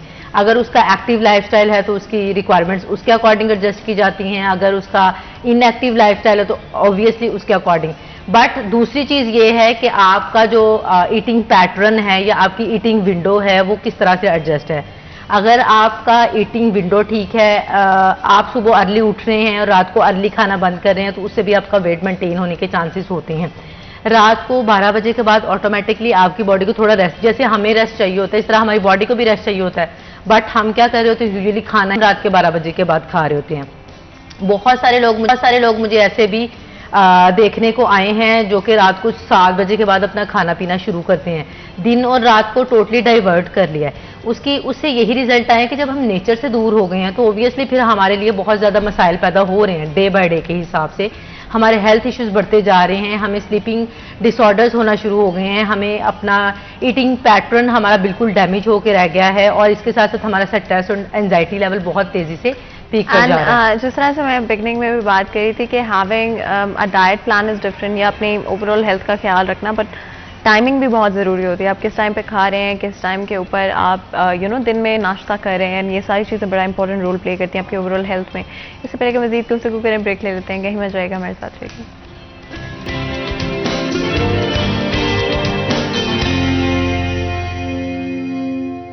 वेलकम बैक सीरिया चैनल में एक दफ़ा फिर आपको खुशामदीद कहने से पहले गुफ्तगू जारी थी। बात करें आज न्यूट्रिशन के हवाले से, डिफरेंट डाइट्स जो कि आपकी ओवरऑल हेल्थ में एक पॉजिटिव इम्पैक्ट ला सकती हैं। आपकी ओवरऑल जो भी आपके एफर्ट्स हैं अपनी हेल्थ को इम्प्रूव करने में, उसमें भी बेहतरी लाई जा सकती है। इस वक्त अगर हम ओवरऑल देखते हैं, डिफरेंट डाइट्स आपको मार्केट में नज़र आती हैं। जिस तरह आपने भी कहा कि मेंटेनेंस बड़ा इंपॉर्टेंट होता है, कौन सी डाइट्स आपके ओपिनियन में, प्रोफेशनल ओपिनियन में अच्छी नहीं है, कौन सी डाइट्स हैं जो कि फॉलो की जा सकते हैं? बहुत सारी डाइट्स हम यूट्यूब पर देख रहे होते हैं जिसका आपके जो कि एविडेंस बेस्ड नहीं होती, ठीक है। लोगों ने खुद ही से ही अपनी मर्जी से कोई कैबिज सूप और कोई कैबिज डाइट और कोई एग डाइट और कोई कीटो डाइट, इस तरह से ये सारी डाइट्स जो हैं वो डिज़ाइन की गई हैं। लेकिन इम्पॉर्टेंट चीज़ ये है, बहुत सारी ऐसी डाइट्स हैं जिनका हमें भी नहीं पता होता और पेशेंट्स हमें बता रहे होते हैं कि ये भी कोई डाइट है। उसकी वजह ये है कि उन चीज़ों का एविडेंस बेस्ड कोई कनेक्शन नहीं है। दूसरी चीज़ ये है कि लोग बहुत ज़्यादा इस चीज़ पर भी होते हैं कि हमारे जो बड़े चीज़ें ले रहे होते थे, जो हमारे पेरेंट्स या उनके पेरेंट्स चीज़ें फॉलो कर रहे थे, हम उन्हें फॉलो करें। लेकिन अब थोड़ा सा ये है कि जो हमारे पेरेंट्स के तजुर्बात थे वो भी एविडेंस बेस्ड नहीं थे, ठीक है। उन्होंने खुद ही से तजर्बे किए और खुद ही से चीज़ों को अपने ऊपर इम्प्लीमेंट किया। बट उस ज़माने में क्या था कि लोगों का थोड़ा एक्टिविटी लाइफस्टाइल ज़्यादा था, जिसकी वजह से लोग इन चीज़ों की तरफ नहीं आ पाए। अब ये है कि थोड़ा सा लोगों का लाइफस्टाइल थोड़ा इनएक्टिव हो गया, जिसकी वजह से मसाइल देखने को आते हैं। इसीलिए जो डाइट बेस्ट होती है वो बैलेंस्ड मील ही होती है। और बैलेंस्ड मील डाइट प्लान क्या होता है, जिसमें आपके 5 फूड ग्रुप्स एडेड हों। लाइक आपके कार्बोहाइड्रेट्स भी एडेड हों, आपकी प्रोटीन भी एडेड हों, आपके फैट्स भी एडेड हों, ये 3 हों आपके। और उसके बाद आपके 5 फूड ग्रुप्स होते हैं वो भी एडेड हो, जिसमें सब्जियां हो गई, फ्रूट्स हो गए, अंडे हो गए, चिकन हो गया, वेजिटेबल्स हो गई। कोई भी चीज़ को आप स्किप ना करें। यूजुअली होता क्या है कि हम कार्बोहाइड्रेट्स को, रोटी चावल को स्किप करके वेट कम करने की तरफ आते हैं और हम सोचते हैं कि इन चीज़ों से वेट बढ़ता है। बट इंसान अगर इस चीज़ को अकेला बैठ के सोचे तो थोड़ी सी समझ आए कि जब हम छोटे थे तब से लेके हम अब तक रोटी चावल पर गुजारा करते आए हैं। तो जब हम एकदम चीज़ों को बैक करते हैं तो उससे हमें क्या होता है कि वो न्यूट्रिएंट्स हमें नहीं मिल पा रहे होते, ठीक है। उसकी वजह यह है कि जो वीट है वो हमारी स्टेपल फूड है, और जब हम स्टेपल फूड ही छोड़ देंगे तो उससे क्या होगा कि वक्ती तौर पे आप थोड़ा वजन कम करेंगे, बाद में जैसे ही आप रोटी चावल की तरफ दोबारा आएंगे वेट बढ़ जाएगा। और रोटी चावल छोड़ देने से नुकसान भी क्या होता है कि आपकी बॉडी में बहुत सारे न्यूट्रिएंट्स की डेफिशिएंसी होने के चांसेस ज़्यादा होते हैं। आपके न्यूट्रिएंट्स लॉस होना शुरू हो जाते हैं, क्योंकि आपको ज़्यादातर जो न्यूट्रिएंट्स हैं वो आपको रोटी से मिलते हैं। रोटी चावल इस तरह के जो भी आपके कार्बोहाइड्रेट्स होते हैं, अनाज वाली चीज़ें, उनसे मिलते हैं, ठीक है। आप जितने मर्जी फ्रूट्स खा लें, आप जितने मर्जी वेजिटेबल्स खा लें, आप जितना मर्जी प्रोटीन का इंटेक कर लें, आपकी ग़िज़ाइयत कभी भी पूरी नहीं हो सकती जो ग़िज़ाइयत आपकी स्टेपल फूड ने पूरी करनी है। इसीलिए हमेशा जो भी आप खा रहे हैं, आप एक चीज़ का ख्याल रखिए कि आपने अपने 5 फूड ग्रुप्स लेने हैं, जिसमें रोटी भी होनी चाहिए, चावल भी होने चाहिए, अंडे, दालें, फ्रूट, वेजिटेबल्स, या फिर आपका मीट हो जाता है, किसी भी किस्म का मीट। ये सारी चीज़ें जिस डाइट में एडिड हैं, नट्स वगैरह भी लाजमी हैं। तो जब आपकी ये सारी चीज़ें आपके एक डेली पैटर्न में एडिड हैं तो वो एक प्रॉपर बैलेंस्ड मील होता है। बट आप स्टार्टिंग में बात कह रही थी कि यूजुअली क्या होता है कि टाइमिंग बहुत इंपॉर्टेंट है। यूजुअली बहुत सारे पेशेंट डाइट प्लान लेने के बाद क्या करते हैं कि वो एक ही टाइम में सारा कुछ खा लेते हैं, वो कभी भी बेहतर नहीं होता। उससे क्या होता है कि हमें अच्छे रिजल्ट्स नहीं आते। तो कोशिश ये करें कि आप हर मील में 2 से 3 घंटे का वक्फा रखें, ताकि आपकी बॉडी को काम करने का कोई मौका तो मिले। हम क्या करते हैं, हमें ऐसे लग रहा होता है कि शायद ये खाना ज़रूरी है। खाना जितना ज़रूरी है उतना टाइमिंग के साथ खाना ज़रूरी है। मुझे दिन में हज़ारों सवालात ऐसे ही रिसीव होते हैं कि खाना की टाइमिंग क्यों ज़रूरी है। जब आप सही टाइम पे सही काम ही नहीं करेंगे तो आपकी बॉडी कैसे सही रिस्पॉन्स करेगी, ठीक है। तो इसीलिए कोशिश ये करनी चाहिए कि हमेशा आप अपने जो मील के टाइमिंग्स हैं उन्हें एडजस्ट करें। हमारा यूजुअली होता क्या है कि 2 बजे नाश्ता हो रहा है, 5 बजे हम लंच कर रहे हैं, रात को 10 से 11 या 12 बजे के करीब हम अपना डिनर कर रहे हैं, तो हमारा जो बॉडी का क्लॉक है वो टोटली अपसेट हो चुका है। अच्छा, जिसकी वजह से थोड़ा सा मुस्कुरा रही थी बीच में, बिकॉज बहुत सारी ये चीज़ें जो हैं एक्चुअली में मैं ना सिर्फ खुद बल्कि अपने इर्द गिर्द लोगों को भी करते हुए देखती हूँ। एंड ऑफ कोर्स आपको पता भी नहीं होता कि कितनी हार्मफुल ये चीज़ें पोटेंशियली आपके लिए साबित हो सकती हैं। फॉर एग्जांपल ब्रेकफास्ट के हवाले से आई थिंक मोस्ट लोग आजकल ब्रेकफास्ट नहीं करते हैं। आइडियल ब्रेकफास्ट किसी भी शख्स के लिए क्या होगा? आइडियल ब्रेकफास्ट जो है वो आपको, पहले तो ये इम्पॉर्टेंट सवाल है कि लोग नाश्ता करते ही नहीं हैं। बट अगर हम नाश्ते की तरफ आएँ, जो लोग नाश्ता करते हैं तो ओबियसली उन लोगों का भी वेट बहुत ज़्यादा मेंटेन रहता है। हमारा मसला सिर्फ एक ही आया है कि हमने टाइमिंग पे खाना छोड़ दिया है। अगर आप एक आइडियल ब्रेकफास्ट की बात करें तो उसमें ये चीज़ें आती हैं कि आपके नट्स होने चाहिए, आपके कार्बोहाइड्रेट्स होने चाहिए, आपकी प्रोटीन होनी चाहिए और आपका फैट भी होना चाहिए। सारी चीज़ें होनी चाहिए। मिसाल के तौर पर आप अगर दलिया लेते हैं तो दलिए में क्या आ जाते हैं? कार्बोहाइड्रेट्स। अगर आप अंडा लेते हैं तो उसमें क्या आ जाता है? आपका प्रोटीन, ठीक है। और अगर आप दूध वगैरह यूज़ करते हैं तो उसमें भी फैट्स और प्रोटीन वगैरह आ जाती है। तो आपको अपनी डाइट में सारी ही चीज़ें इंक्लूड करनी है। यूजुअली नाश्ता हमारा हो रहा होता है 2 एग वाइट बॉइल्ड और विद 1 कप ऑफ कॉफ़ी। तो उससे क्या होता है कि वक्ती तौर पे आपको रिजल्ट ज़रूर मिलते हैं, लेकिन लॉन्ग टर्म आप इस चीज़ की बहुत सारी न्यूट्रिशनल डेफिशिएंसीज में मुब्तला हो जाते हैं। साइड बाय साइड हम मल्टीविटामिन्स तो ले रहे होते हैं, लेकिन फिर भी हमारी डेफिशिएंसीज कवर नहीं हो पा रही होती। इसीलिए हमेशा नाश्ते में कोशिश कीजिए कि नट्स वगैरह हों, आपके ड्राई फ्रूट्स वगैरह हो जाएं, या फिर आपका दूध वगैरह हो जाए, अंडे हो जाएं, ब्रेड वगैरह आप यूज़ कर सकते हैं, सीरियल्स वगैरह यूज़ कर सकते हैं, जो भी आपको पसंद है। आप रोटी यूज़ कर सकते हैं, आप पराठा यूज़ कर सकते हैं, आप इसके साथ साथ देसी घी का इस्तेमाल कर सकते हैं। तो अगर आपकी डाइट में सारी चीज़ें इंक्लूड हैं नाश्ते में, तो उससे क्या होगा कि ऑब्वियसली आपके दिन का आगाज़ अच्छा होगा और आपका पूरा दिन अच्छा गुजरेगा। इसीलिए लोगों का दिन अच्छा नहीं गुजरता क्योंकि नाश्ता हमारी डाइट में एडेड नहीं है। हमने नाश्ते को स्किप कर दिया, हम शुरू ही 2 बजे करते हैं तो नाश्ता वगैरह नहीं होता। इसीलिए हमारा सारा दिन बोझल गुजरता है, थकान महसूस होती है, जिसमें दर्द महसूस हो रही है, थोड़ा लेजीनेस हो गया है, मूड ऑफ है, मूड स्विंग्स बहुत हैं। तो ये सारी चीज़ें आपकी डाइट से कनेक्टेड होती हैं। आप जो खाते हैं वो आपके चेहरे पे नज़र आता है। इसलिए बेहतर यही है कि आप अपनी डाइट को बेहतर करें ताकि आप मज़ीद चीज़ों में मुब्तला ना हो पाएँ। ठीक है। ऑल्सो आपने कुछ चीज़ें मेंशन की जिस पे मैं ज़रूर चाहूँगी अगर हम बात कर सकते हो। बहुत सारे लोग अपने ना सिर्फ ब्रेकफास्ट को प्रायोरिटाइज नहीं कर पाते हैं, बल्कि उनकी जो ओवरऑल हेल्थ कंसर्न्स होती हैं, जैसे कि थोड़ा सा बीमार हुए, डाइजेशन के हवाले से डिफरेंट इश्यूज आजकल आप देखते हैं कि रिपीटेडली आपको नज़र आते हैं बच्चों के अंदर। उसके पीछे कोई ख़ास रीज़न जो आज पीछे जो ख़ास रीज़न आती है वो यही आती है कि जब आपका जो मैं पहले भी बात करी थी, जब आपका क्लॉक ही ठीक नहीं है तो ऑब्वियसली आपको मसाइल आएंगे। आपकी बॉडी की भी एक विंडो होती है, अगर आप उसको सही नहीं कर पा रहे हो तो मसाइल देखने को आते हैं। अब बहुत सारे पेशेंट्स मुझे दिन में 4-4 दफ़ा बता रहे होते हैं कि हमें क्रॉनिक कॉन्स्टिपेशन का इशू है। अब क्रॉनिक कॉन्स्टिपेशन का मसला भी कहाँ से शुरू हुआ? जब आपने अपनी डाइट को बेहतर नहीं किया और आपने अपनी डाइट को दिन ब दिन ख़राब किया। ठीक है, आपने अपनी डाइट में से मुकम्मल तौर पे फाइबर और कार्बोहाइड्रेट्स निकाल दिए, तो उससे क्या होता है कि आपका जो कॉन्स्टिपेशन का मसला है वो बहुत तेज़ी से बढ़ता है, और constipation is a mother of disease. ठीक है, इसीलिए जब आप बैलेंस मील में है ही नहीं, जब आप फाइबर नहीं ले रहे, जब आप कार्बोहाइड्रेट नहीं ले रहे, इसका ये मतलब आप रोटी चावल नहीं ले रहे, तो उससे क्या होगा कि आपको वक्ती तौर पे पहले अक्यूट कॉन्स्टिपेशन होगी, फिर with the passage of time आपको क्रॉनिक कॉन्स्टिपेशन हो जाएगी। और क्रॉनिक कॉन्स्टिपेशन खतरनाक साबित होती है क्योंकि इसका बाद में लोगों से सोल्यूशन नहीं निकल पा रहा। फिर भी लोग घर की रेमेडीज और घर के टोटके यूज़ कर रहे होते हैं जिनका एविडेंस ताल्लुक नहीं होता।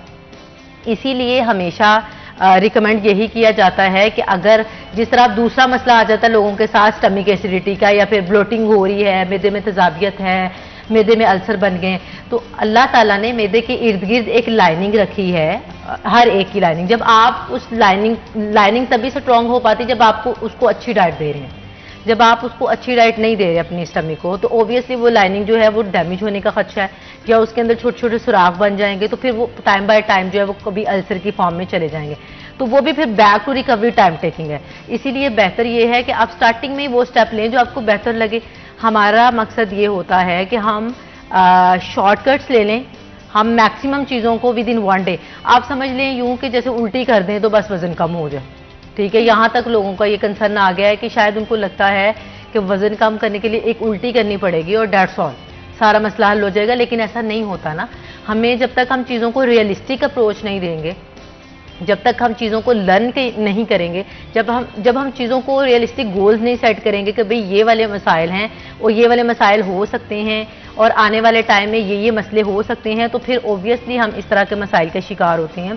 तो कोशिश ये करनी चाहिए हमेशा कि आप जो भी स्टेप लें वो हेल्दी स्टेप हो, सोच समझ कर लें, चाहे वो लॉन्ग टर्म हो, लेकिन ये है चाहे वो आपको टाइम टेकिंग लगे, आपको लगे कि यार 6-7 माह लगेंगे डाइट करते हुए, ये तो बहुत टाइम है, बट ये है कि अगर आप कंसिस्टेंट रहते हैं और आपको ये नज़र आ रहा है कि जब आप 6-7 माह लगा लेंगे आपको कोई हेल्थ इश्यूज नहीं महसूस होंगे, तो ये आपके लिए सबसे बड़ी अचीवमेंट है।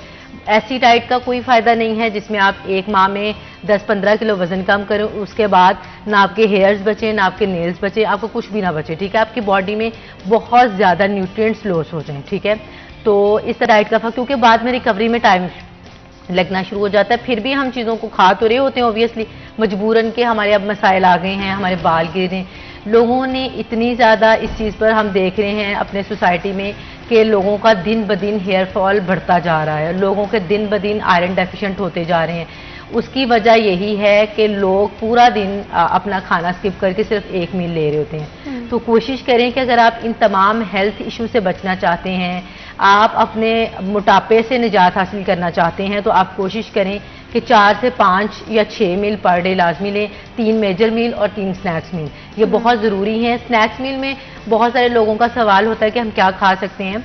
स्नैक्स में आप कोई फ्रूट्स ले सकते हैं, कोई नट्स ले सकते हैं, कोई कबाब वगैरह यूज़ कर सकते हैं। बिल्कुल, क्योंकि डॉक्टर साहिबा ब्रेक का वक्त हो रहा है, बिल्कुल छोटा सा ब्रेक लेते हैं। जब ब्रेक से वापस आएंगे तो यहीं से अपनी जो कन्वर्सेशन है उसको आगे बढ़ाएंगे। कहीं मत जाएगा, हमारे साथ रहिए।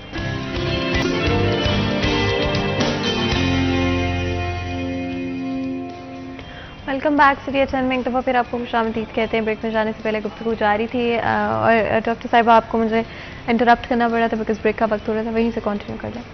बिल्कुल ठीक। तो हम बात कर रहे थे कि अगर हम बहुत सारे हेल्थ इशू से बचना चाहते हैं तो हमें अपनी डाइट को बेहतर करना पड़ेगा ताकि हम अपने बहुत सारे हेल्थ इशू से बच पाएँ। ठीक है, मिसाल के तौर पर हम अब हाइपरटेंशन से बच सकते हैं, हम कॉन्स्टिपेशन से बच सकते हैं, हम स्टमक एसिडिटी से स्टमक के जितने भी डिसऑर्डर्स होते हैं उन तमाम से बच सकते हैं। और ये तभी मुमकिन है जब आप कोई बेस्ट डिसीजन करते हैं अपने लिए। ठीक है, देखें इंसान को सबसे ज़्यादा अपने आप को प्रायोरिटाइज करना चाहिए ताकि हम दूसरों को प्रायोरिटाइज कर पाएँ। हम अपने आप को नहीं कर पा रहे होते तो हमने दूसरों को क्या करना है। जब हम अपने आप को प्रायोरिटाइज करेंगे, हम चीज़ों को लर्न करेंगे, चीज़ों को राइट डायरेक्शन पर सीखने की कोशिश करेंगे, तो ओबियस उससे क्या होगा कि आप बेशक वजन 4-5 किलो कम करेंगे लेकिन वो आपके लिए खुशी का सबब होगा। आपको ये डिप्रेशन नहीं होगा कि मेरे बाल गिर रहे हैं, स्किन ख़राब हो गई है, नेल्स ख़राब हो रहे हैं, या बिल्कुल स्किन के ऊपर बहुत पिगमेंटेशन आ गई है। बहुत सारे लोग मुख्तलिफ किस्म के नेट से डाइट्स देख देख के कर रहे होते हैं तो उससे उनकी स्किन बहुत ज़्यादा ख़राब होने के चांसेस होते हैं और फिर दोबारा से ऑब्वियसली जैसे मैं बार बार बता रही होती हूँ कि दोबारा से रिकवरी मुश्किल है, बहुत टाइम टेकिंग हो जाती है और फिर हमें सब्र नहीं आ रहा होता कि अब क्या करें। ठीक है, तो हर चीज़ जो है वो बहुत पेशेंस के साथ और बहुत कंसिस्टेंसी के साथ लेकर चलनी होती है। उससे यही फ़ायदा होता है कि हमें लॉन्ग टर्म रिजल्ट्स मिलते हैं और जब हमें लॉन्ग टर्म रिजल्ट्स मिलेंगे तो उससे क्या होगा कि हमारे हेल्थ इश्यूज़ नहीं बढ़ेंगे। और इसके साथ साथ यूजुअली माशरे में बहुत ज़्यादा ये भी देखने को आता है कि लोग जो हैं बस यही चाहते हैं कि हम एकदम से सब कुछ कर लें। तो मेरी बहुत ज़्यादा लोगों से यही रिक्वेस्ट होती है कि एकदम से कुछ नहीं होता। आप अपने माइंड को सिग्नल ही वो ना दें कि एकदम से कुछ होना है, जब आप अपने माइंड को सिग्नल दे रहे हैं। और दूसरा, मुआशरे का जो सोसाइटी का स्ट्रेस है जिसके हम बार बार बात करते हैं, हम डाइट करने लग जाएं किसी भी किस्म की, हम थोड़ा परहेज़ करने लग जाएं या हमें लग रहा हो कि थोड़ा वेट बढ़ रहा है, हमें थोड़ा कंट्रोल करना चाहिए, तो हमारे सोसाइटी के जो इर्द गिर्द के लोग हैं वो भी बहुत प्रेशर हमें कर रहे होते हैं यूजुअली कि नहीं हो पाएगा, नहीं कर पाओगी, या फिर इस तरह से, ये तो ऐसे तो होता नहीं है। बहुत सारे मरीजों के ये भी आते हैं कि सलाद खाने से कौन सा वजन कम होता है, हमारे घर में हमें हर वक्त टोकते रहते हैं। तो देखें, ये जो नोक चोक है या वो सीन है, ये तो चलता है ऑब्वियसली, मुआशरे में ये सारा कुछ होना है।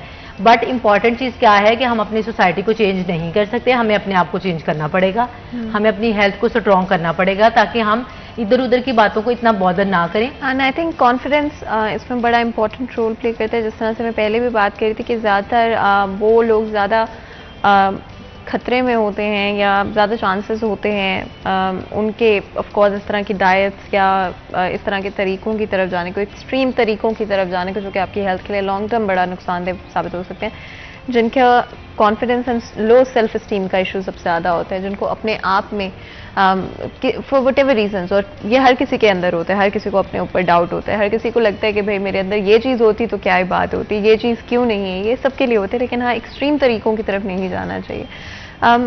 ये अंडरस्टैंड करना बहुत इंपॉर्टेंट है कि डिफरेंट बॉडी टाइप्स होती हैं। अगर आपकी एक सर्टेन बॉडी टाइप है, जिस तरह से पेटीट एक बॉडी टाइप है जिसमें आपका कद भी थोड़ा छोटा होता है, आपका बॉडी स्ट्रक्चर ही थोड़ा सा छोटा होता है, उसी में अगर आप देखते हैं तो माशाल्लाह जो हाइटेड लोग होते हैं, या तो आपको नज़र आता है कि वो काफ़ी स्किनी होते हैं, and I wouldn't use that word because even skinny कहना किसी को नेगेटिवली इम्पैक्ट कर सकता है, बट उनकी बॉडी टाइप ज़रा स्ट्रेच्ड आउट होती है। या फिर इस तरह के लोग होते हैं जो काफ़ी उनकी अच्छी स्ट्रेंथ मसल्स, जो मसल बॉडी टाइप जिसको बोलते हैं, आई थिंक वो होती है।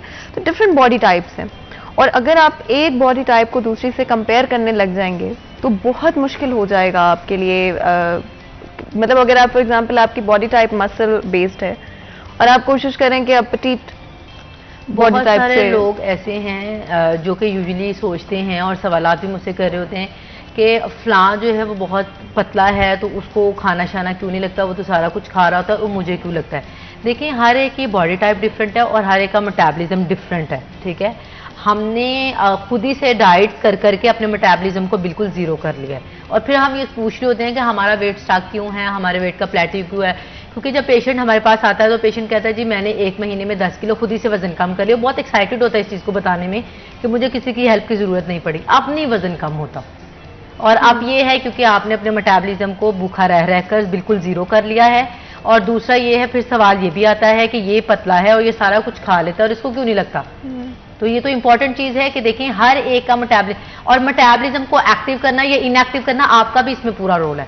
आप जो ग़िज़ा खा रहे होते हैं उसके अकॉर्डिंग ही आपका मेटाबॉलिज्म जो है वो एक्टिव और इनएक्टिव होता है, ये सुस्त हो जाता है। अच्छा, डाइट पिल्स कितनी खतरनाक? डाइट पिल्स, इसमें बहुत सारे जो सप्लीमेंट्स वेट लॉस के आ जाते हैं वो खतरनाक साबित तो होते हैं, बट इंपॉर्टेंट चीज़ ये है कि आप ले कौन से रहे हैं। अगर आप हर्बल की तरफ जा रहे हैं तो बहुत ज़्यादा नुकसान नहीं होता, ठीक है। बहुत सारे ऐसे हमारे मार्केट में वेट लॉस के सप्लीमेंट्स आ जाते हैं जो आपको हेल्पिंग हैंड देते हैं, बट पेशेंट का कंसर्न ये होता है कि हमें सिर्फ दवाई खानी है, हमें परहेज़ नहीं करना। तो जब आप कोई भी डाइट कर लें, कोई भी दवाइयाँ खा लें, कोई असर नहीं करेंगे जब तक आप थोड़ा परहेज़ नहीं करेंगे, ठीक है। मैं हमेशा कहती हूँ जितने मर्जी आप हर्ब्स ले लें, जितने मर्जी आप सो कॉल्ड डाइट्स कर लें, जो मर्जी कर लें, नहीं होगा वजन कम किसी भी सूरत में नहीं। उसकी वजह यह है कि आप अपने आप को बदलना नहीं चाहते, आप बाहर से चीज़ों को ले रहे हैं, सप्लीमेंट्स भी ले रहे हैं, वेट लॉस के भी ले रहे हैं, उसके साथ साथ आप कोई एंटीबायोटिक्स भी ले रहे हैं, कोई मल्टीविटामिन्स भी ले रहे हैं, आप सब कुछ ले जा रहे हैं जो भी कोई देख रहा है। या यूजुअली लोग गूगल और यूट्यूब से बहुत ज़्यादा फॉलो कर करके ले लेते हैं खुद ही से ही, लोगों को लगता है शायद ये ठीक है या रिव्यूज़ अच्छे हैं, बट इस तरह चीज़ें नहीं लेनी चाहिए। कोशिश यही करनी चाहिए कि प्रॉपर कंसल्ट करके लें। उससे ये होता है, हो सकता है वो आपकी बॉडी टाइप के लिए सूटेबल ना हो, किसी दूसरे के लिए हो। जब आपके लिए डोज और हो, उसके लिए डोज और हो, तो कोशिश ये करें कि अगर आपने कोई सप्लीमेंट्स भी लेनी हैं तो उससे पहले आप कोशिश करें कि आप अपनी थोड़ी सी डाइट को मैनेज करने की कोशिश करें। जब आप अपनी डाइट को मैनेज करेंगे तभी कोई बाहर वाली चीज़ आप पे असर कर पाएगी, अदरवाइज कोई चीज़ असर नहीं करती। फिर वेट का प्लेट्यू आ जाता है और वेट एक जगह पे रुका हो और हम डाइट करते जाएं, वो भी बहुत स्वेयर किस्म का पेशेंट्स को डिप्रेशन और एंजाइटी होता है, क्योंकि सारे लोग देख रहे होते हैं अच्छा आप 91 है, 91 से आपका पीछे नहीं जा रहा, 91 से पीछे नहीं जा रहा, उसको चाहे इतना स्ट्रेस हो या ना हो जितना हमारे इर्द गिर्द के लोगों ने क्या के अच्छा, earlier you start the better it is for you. I do believe in that कि आप जितना जल्दी अपनी हेल्थ को प्रायोरिटाइज करना शुरू कर दें उतना आपके लिए बेहतर रहता है। और हेल्थ को प्रायोरिटाइज करने का मतलब वेट लूज करना नहीं या एक सर्टन वेट को अचीव करना नहीं, बल्कि ओवरऑल आप एक्सरसाइज करें, आप हेल्दी चीज़ों में अपने आप को इन्वॉल्व रखें, हेल्दी हैबिट्स को अपनाने की कोशिश करें। मैं बहुत ज़्यादा लोगों को ये कहती हूँ, जैसे पेशेंट मुझे बता रहा होता है ना कि मेरा वजन 67 है लेकिन उसकी हाइट के मुताबिक उसका वजन 55 होना चाहिए। जो आपका वेट होता है वो आपकी हाइट के अकॉर्डिंग होता है, ठीक है। तो पेशेंट मुझे बताता है कि मैं 67 पे हैप्पी हूँ, तो आपका वेट इन नंबर आपकी हैप्पीनेस को शो नहीं करता। अगर आप 80 पे भी हैप्पी हैं तो that's all, it's your choice ना, मतलब आपने नहीं कम करना, ये आपकी अपनी चॉइस है। आप अगर हैप्पी हैं हर जगह पर और हर वजन पर तो ये खुशी की बात है। लेकिन बहुत सारे मरीज ऐसे हैं जो 52 पर आकर भी राजी नहीं होते, वो और किस्म के स्ट्रेस होना शुरू हो जाते हैं। अब मैं ज़्यादा पतली लगना शुरू हो गई हूँ, अब मुझे लोग ये कहते हैं ज़्यादा पतली हो गए हैं, तो मुख्तलिफ किस्म की बातें जो हैं वो देखने को आती हैं। इसीलिए अपनी हेल्थ को प्रायोरिटाइज तो करना है, लेकिन रियलिस्टिक अप्रोच में। बहुत सारे लोग अपनी हेल्थ को प्रायोरिटाइज करते हैं, वो भी नेगेटिविटी में चले जाते हैं ना। तो मुख्तलिफ गोल्स हैं, कोशिश करें कि गोल्स वही रखें जो रियलिस्टिक हों, जिनका हकीकत से कोई ताल्लुक हो। मिसाल के तौर पर आप वज़न कम करना चाहते हैं तो आप गोल सेट करें कि मैंने 1 महीने में इतना कम करना है, और आपको लग भी रहा हो कितना हो जाएगा। ऐसा गोल ना बनाएं जिसमें आपको लग रहा हो कि आप बहुत ज़्यादा वेट कम करना चाह रहे हैं। पेशेंट का मुझे मैसेज आता है कि 1 माह में 15 किलो कम हो सकता है, तो देखें 1 माह में कभी 15 किलो बढ़ा नहीं, कई साल लगते हैं 15 किलो बढ़ने में, कई साल, ठीक है। और वो भी मुख्तलिफ रीजंस और मुख्तलिफ कंडीशंस की वजह से वेट बढ़ता है। वेट खुद ही से नहीं बढ़ता कि हम बैठे हुए रात को सोए हैं सुबह उठे तो वेट बढ़ जाए, ऐसा नहीं होता।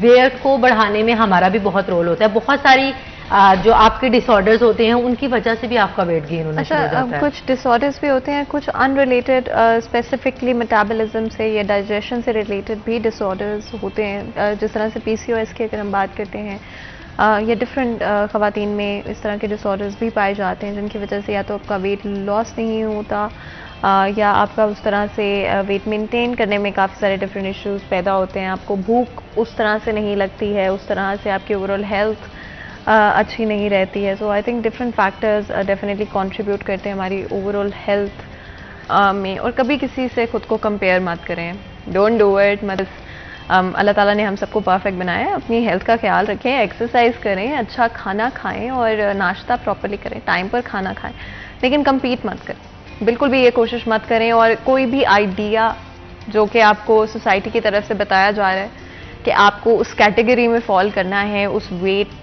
रेंज में फॉल करना है, तो आपको कोई ज़रूरत नहीं है। आप अपना देखें, आपको जो सही लगता है, जो अच्छा लगता है वो करें। और बिल्कुल भी दूसरों के आइडियाज़ के ऊपर, सोसाइटी के आइडिया के ऊपर अपनी हेल्थ को कॉम्प्रोमाइज़ मत करें। आपका बहुत बहुत शुक्रिया अदा करते हैं आज हमारे लिए, हमारे शो के लिए वक्त निकालने के लिए। यहाँ पर आज के प्रोग्राम का वक्त ख़त्म होता है, मुझे इजाज़त दें, अपना ख्याल रखें, अल्लाह हाफ़िज़।